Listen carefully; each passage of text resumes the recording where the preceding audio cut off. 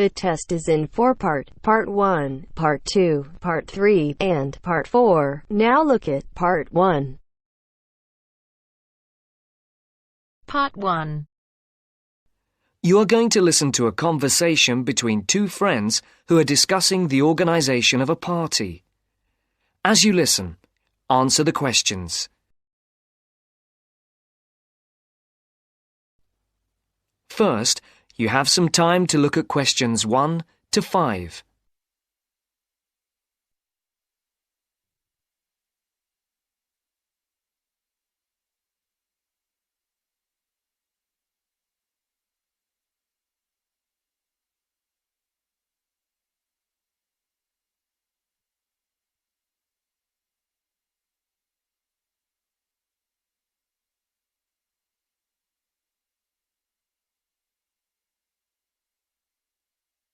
Now the test will begin. You should answer the questions as you listen, because you will not hear the recording a second time. Listen carefully and answer questions 1 to 5. Hi, Matt. Right on time. Have you been waiting long? 5 minutes. The buses were held up on the high street. Otherwise, I would have been early. Yeah, there's something wrong with them today. Yes, I think so. OK, what shall we do? Shall we go and have a coffee? Yeah, that would be nice. There's that place on the corner over there. It does really nice coffee and cakes and things, and at this time it's usually very quiet, so we'll be able to talk. OK, let's go there then. So, when's the party going to be? Well, it has to be at the end of September, before we all leave for university. We've plenty of time then. We don't go for another 5 weeks, do we? Well, we haven't really got that much time, if you think about it.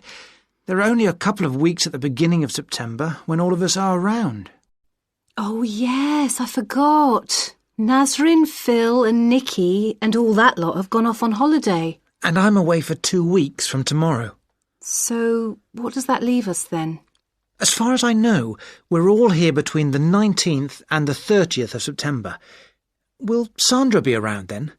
I know that she has a whole string of family birthdays at that time, and she might not be available.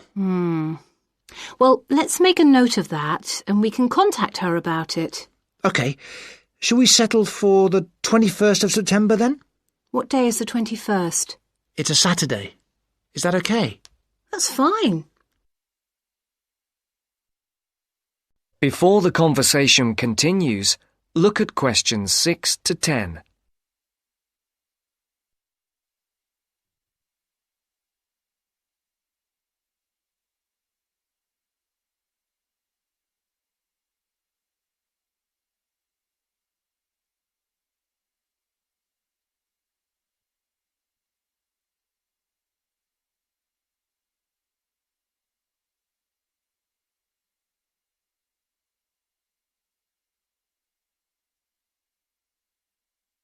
As you listen to the second part of the conversation, answer questions 6 to 10.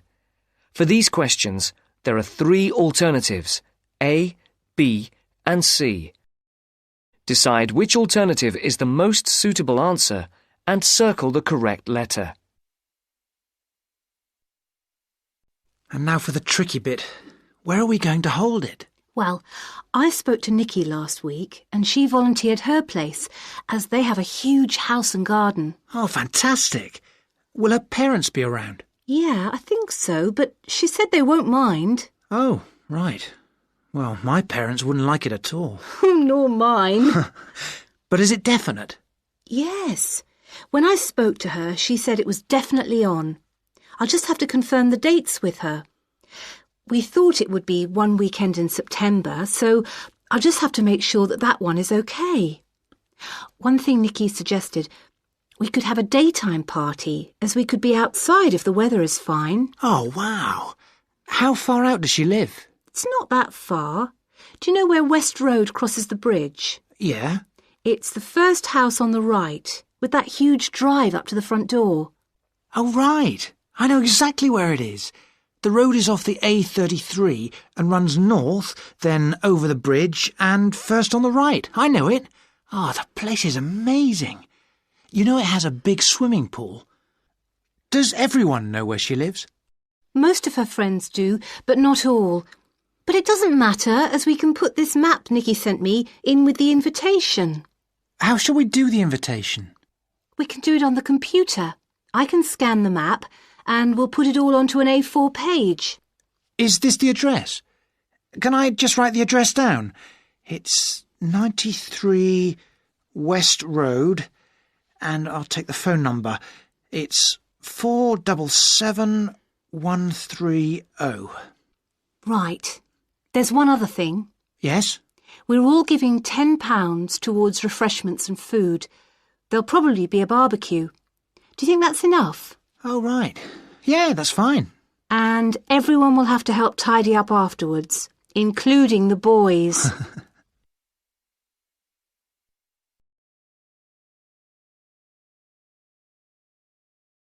That is the end of part 1. You now have half a minute to check your answers.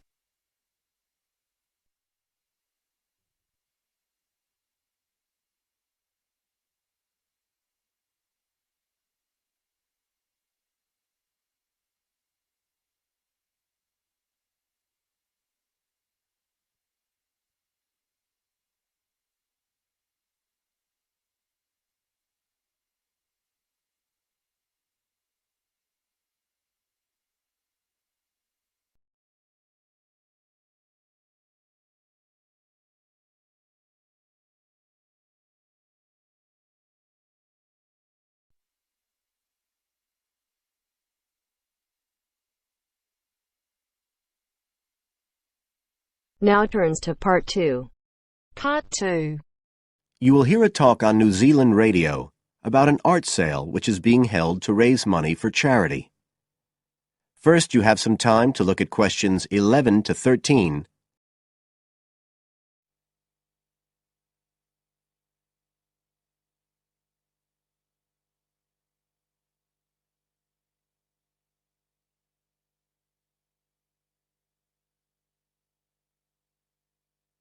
Now listen carefully and answer questions 11 to 13. One of the most anticipated art events in Christchurch is the charity art sale organised this year by Neil Curtis. Neil, tell us all about it. Well, Diane, this looks like being the biggest art sale yet. And the best thing about it is that the money raised will all go to charity. So what you probably want to know first is where it is. Well, the pictures will be on view all this week, most of them at the Star Gallery in the shopping mall. But we have so many pictures this year that we're also showing some in the cafe next door. So do drop in and see them any day between 9 and 5. Now, if you're interested in buying rather than just looking, and we hope a lot of you will be, the actual sale will take place on Thursday evening, with sales starting at 7:30. Refreshments will be available before the sale, starting at 6:30. We've got about 50 works by local artists showing a huge range of styles and media, and in a minute I'll tell you about some of them. You're probably also interested in what's going to happen to your money once you've handed it over. Well, all proceeds will go to support children who are disabled, both here in New Zealand and also in other countries. So you can find an original painting, support local talent, and help these children all at the same time. Before you hear the rest of the talk, you have some time to look at questions 14 to 20.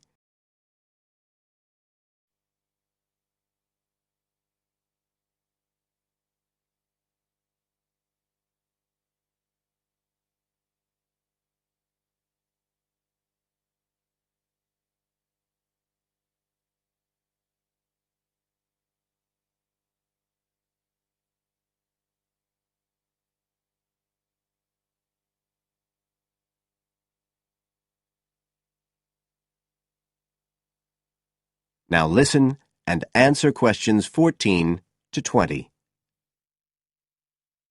Now, let me tell you a bit about some of the artists who have kindly agreed to donate their pictures to the charity art sale. One of them is Don Stubley, who has a special interest in the art sale because his 5-year-old daughter was born with a serious back problem. After an operation earlier this year, she's now doing fine, but Don says he wants to offer something to help other less fortunate children. Don is totally self-taught and says he's passionate about painting. His paintings depict some of our New Zealand birds in their natural habitats. One relative newcomer to New Zealand is James Chang, who came here from Taiwan 9 years ago at the age of 56. Mr. Chang had 13 exhibitions in Taiwan before he came to live here in Christchurch, so he's a well-established artist, and art has been a lifelong passion for him. His paintings are certainly worth looking at. If you like abstract pictures with strong colour schemes, you'll love them. Natalie Stevens was born in New Zealand, but has exhibited in China, Australia and Spain. As well as being an artist, she's a website designer. She believes art should be universal, and her paintings use soft colours and a mixture of media. Most of her pictures are portraits, so watch out. Some of them may even be friends of yours. And then we have Christine Shin from Korea. Christine only started to learn English 2 years ago when she arrived in New Zealand, but she's been painting professionally for over 10 years, and she sure knows how to communicate strong messages through the universal language of art. She usually works from photographs and paints delicate watercolours, which combine traditional Asian influences with New Zealand landscapes, giving a very special view of our local scenery. Well, that's all I have time to tell you now, but as well as these 4, there are many other artists whose work will be on sale, so do come along on Thursday. We accept cheques, credit cards or cash. And remember, even if you don't buy a picture, you can always make a donation. That is the end of part 2. You now have half a minute to check your answers.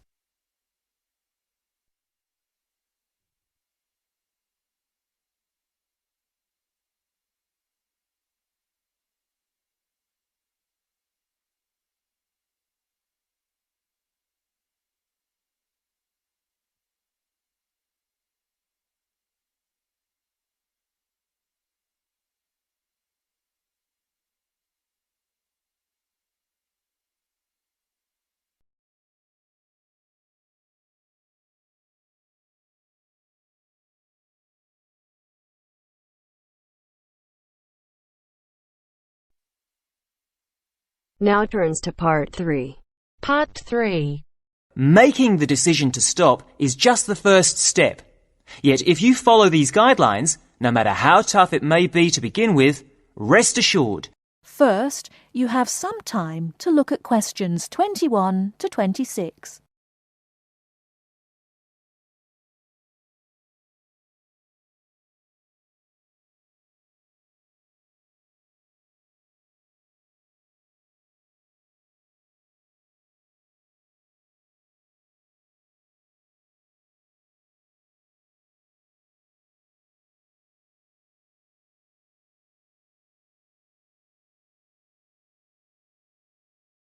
Now listen carefully and answer questions 21 to 26. Good afternoon. Welcome to Stop Smoking Now. You're all here today because you've decided to stop smoking. However, making the decision to stop is just the first step. Yet if you follow these guidelines, no matter how tough it may be to begin with, rest assured you will be on your way to becoming what you want to be, an ex-smoker. The first thing to remember is that there is not only one way. What I'll give you today are various methods you can choose from. They all work and they can all help. The first method I would recommend is based on something we all have, but in different degrees, namely willpower. Of course, just making the decision to stop is an enormous act of willpower alone. But what exactly does this mean? It means having a strong mind, waking up every morning and telling yourself that you will not have that cigarette, no matter how much you may want one. To do this successfully, you really have to be determined to stay focused. You need to be in the right frame of mind.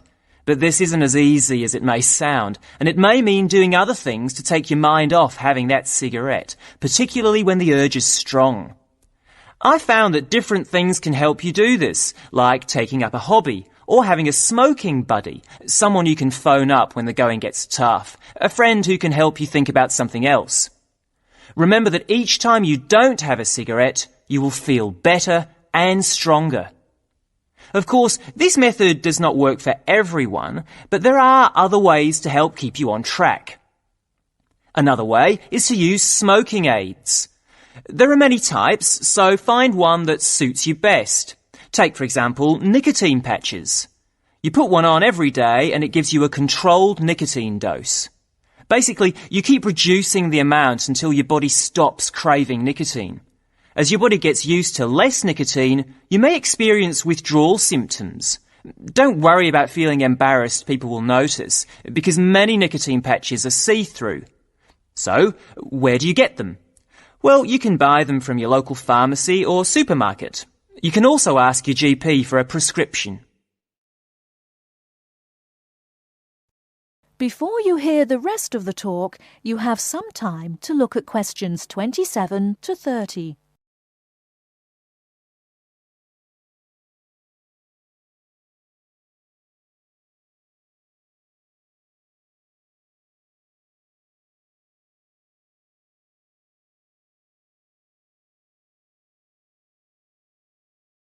Now listen and answer questions 27 to 30. Another method that is becoming more popular is alternative therapies. Giving up smoking is not only difficult for your body, but also your mind, as the emotional stress can be really severe. One therapy that springs to mind is acupuncture.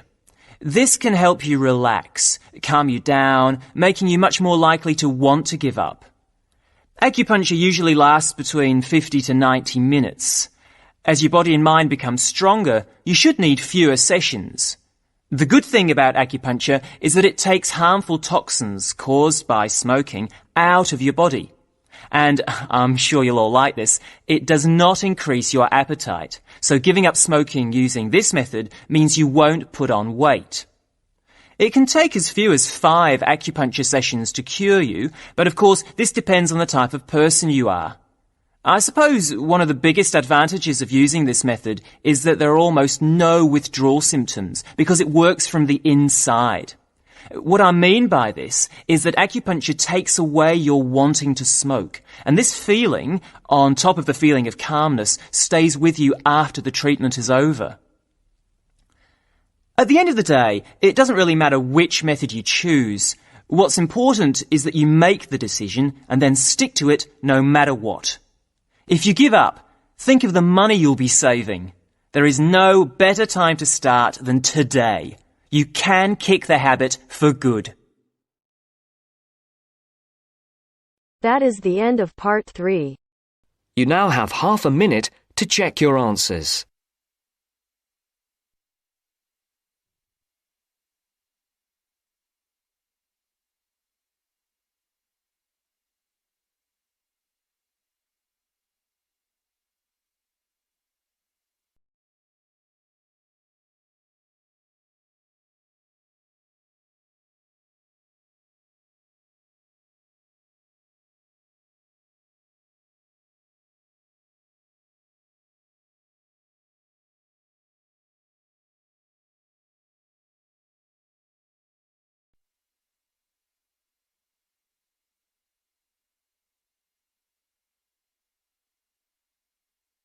Now turns to part 4. Part 4. You will hear part of a careers advice talk on working freelance. First, you have some time to look at questions 31 to 40.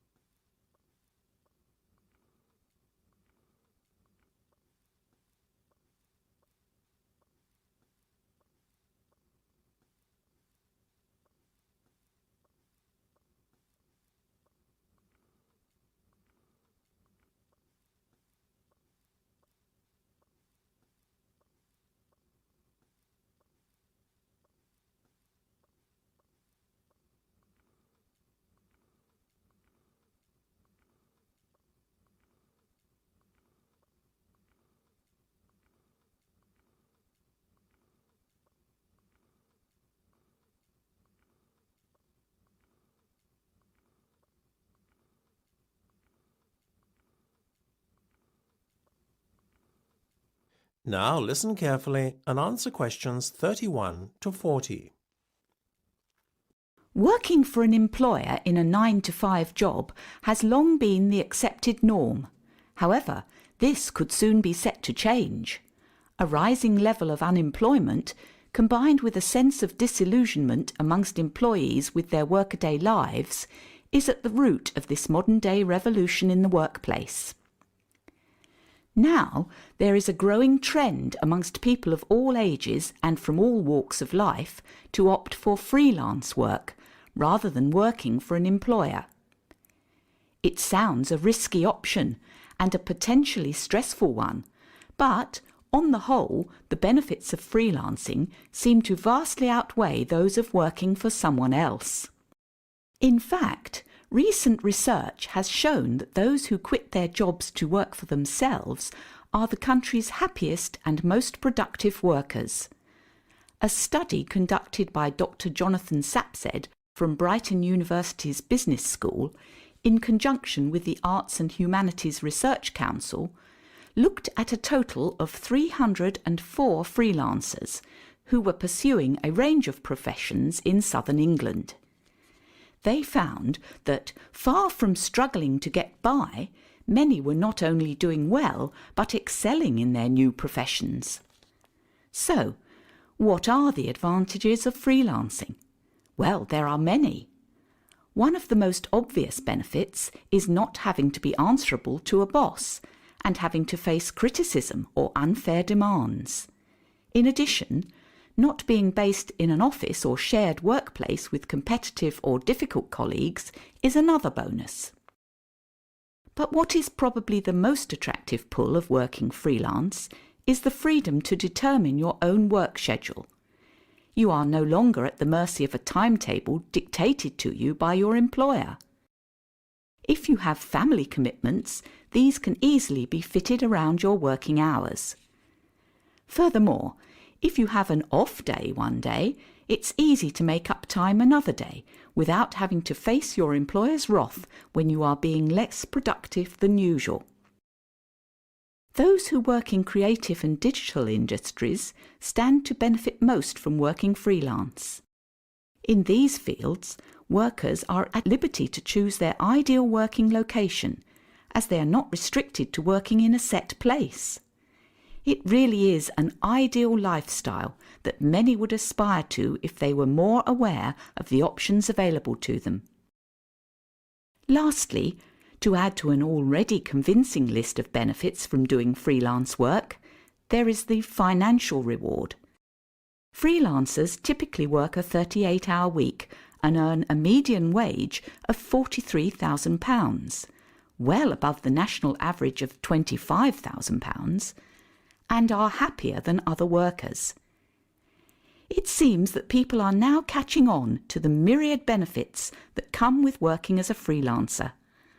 Currently, there are about 31 million people in work in Britain, and already 4.6 million are self-employed, thereby displaying the vitality of the freelance economy. In fact, so popular is freelancing becoming that it has even been suggested that the government needs to devise a new tax and other policies to support freelancers.